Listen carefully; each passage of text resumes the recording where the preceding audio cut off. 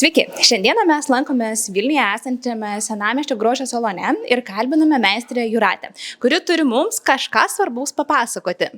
Taip, Jūratė. Labadiena.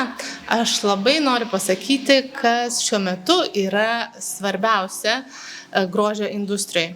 Aš galvoju, kad labai svarbu yra rasti tokį meistrą, kurio vertybės sutampa su tavosiamis.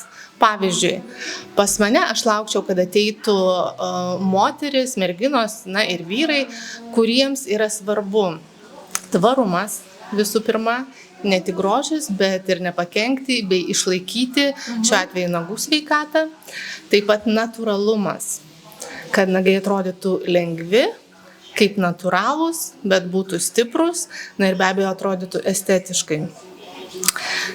Ir gera nuotaika. Mūsų salone visada išgersite kavos, arbatos puodelį, maloniai pasišnekėsit, ir išeisite tikrai geriau nusiteikę. Laukiam visų.